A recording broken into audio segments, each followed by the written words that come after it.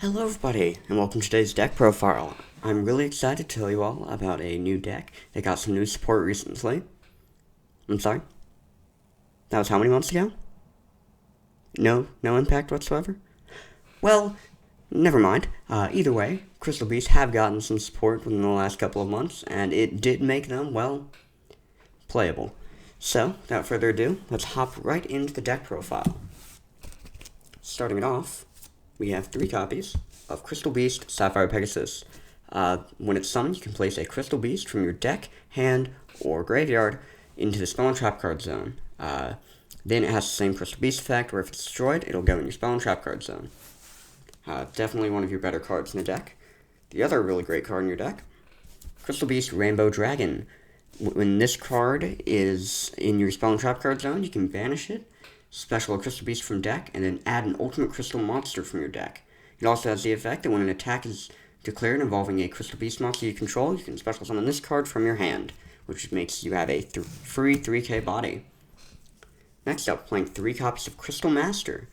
You contribute this card to add an Ultimate Crystal Monster, Crystal Beast Monster, or Crystal Spell or Trap from your deck to your hand.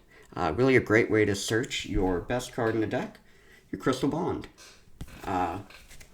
Then, for the 1-ofs, we're playing one of every other Crystal Beast.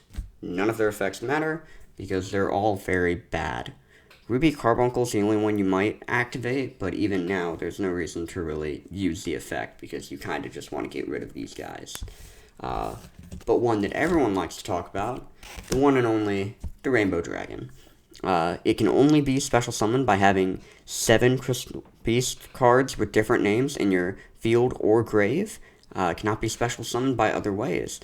It has 2 effects that you can activate on turns other than one it's summoned during either player's turn. Send all Crystal Beasts you control to the grave, and this card gains 1,000 attack for each one. Or you can banish all Crystal Beasts from your graveyard to shuffle all cards in the field into the deck. You're rarely going to use its effect. You're usually just going to tribute it off for one of your fusion monsters. But either way, it's still a cool card. Playing 3 copies of Rainbow Bridge. Very simple card. Allows you to search any crystal, spell, or trap from your deck. It's a toon table of contents for the deck, except you can't search Rainbow Bridge. Then we're playing the best spell in your deck, Crystal Bond. When it's activated, you can add 1 Crystal Beast monster from your deck to your hand, and then place 1 Crystal Beast monster with a different name from your deck face up to your spell and trap card zone as a continuous spell. This gives you 2 names, and it's just a fantastic starter for the deck. You definitely want to try to dig for this as soon as possible. A new card from the structure deck are 3 copies of Rainbow Bridge of the Heart. During your main phase, you get an extra normal summon of a Crystal Beast, and once per turn, you can destroy a Crystal Beast card you control or in your hand to add a Crystal Spell or Trap from your deck to your hand.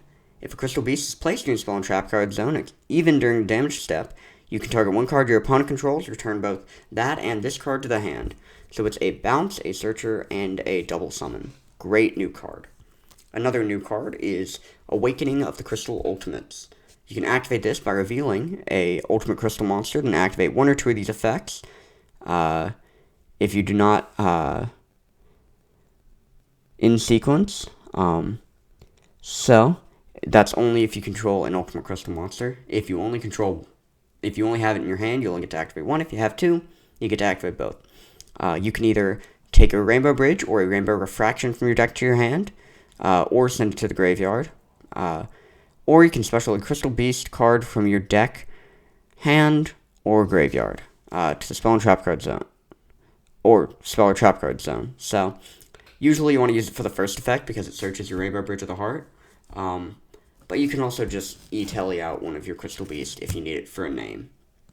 Playing 2 rare value, it's Pot of Greed. You can target 2 or more. If 2 or more Crystal Beasts are in your trap zone, your opponent chooses 1 to send to the grave, and you draw 2 cards. You don't really care whether they're in your grave or on your field after you have at least 1. For the traps, running 3 Crystal Conclave. Once per turn for Crystal Beast you control, destroyed by battle or card effect, you can special another one from your deck. It also has the effect that you can send this card to the grave, target a Crystal Beast you control, and a card on the field, return both to the hand. So it's great interruption during your opponent's turn. One of the better cards from the new structure deck is Crystal Miracle. It is a Omni-Negate by destroying a Crystal Beast you control. Then, while this card is in the grave, if you place a Crystal Beast in your spell and trap card zone, you can banish Crystal Miracle to place another one in your spell and trap card zone. Then playing 2 Crystal Brilliance. This gives all Crystal Beasts attack equal to their defense. And you can send this card to the graveyard, especially a Crystal Beast from your hand or grave, and have any damage you would take this turn. So it's a really great way to kind of stay in the game, make sure you consistently have monsters on the board. And finally, playing 2 copies of Ultimate Crystal Magic. If a Crystal Beast is destroyed by battle, send 7 with different names from your hand, deck, or face-up field to the grave to special summon an Ultimate Crystal Fusion monster from the extra deck. This is treated as a fusion summon. Then, if an Ultimate Crystal leaves the field because of an opponent's card effect, you can banish this card from your grave, place any number of Crystal Beasts from your grave in your spell and trap card zones as continuous spells. That is it for the main deck. Moving on to the extra deck. Play 3 copies of Rainbow Overdragon. You can fusion summon this, or you can special summon it by tributing a level 10 Ultimate Crystal monster, which is going to be your Rainbow Dragon. You can banish a Crystal Beast from your grave to gain the attack of the one banished. And once per turn, you can, quick effect, tribute this fusion summon card, shuffle all cards in the field into the deck. Which is really great, especially when we get to our next monster. The 3 copies of Ultimate Crystal Rainbow Dragon Overdrive. This card is kind of stupid. It's not like game warping, it's just ridiculous the way it works. So it can only be special summoned during a duel in which you special summon an Ultimate Crystal monster, which is your Rainbow Dragon or your Rainbow Overdragon. You can special summon it by banishing an Ultimate Crystal monster and 7 Crystal Beast from your field or graveyard with different names. Then, if you have 7 or more Crystal Beasts banished, this card gains 7,000 attack. If this card hasn't battled this turn, you can quick effect, tribute this, shuffle as many cards in the field into the deck as possible, and special summon any number of Crystal Beast monsters.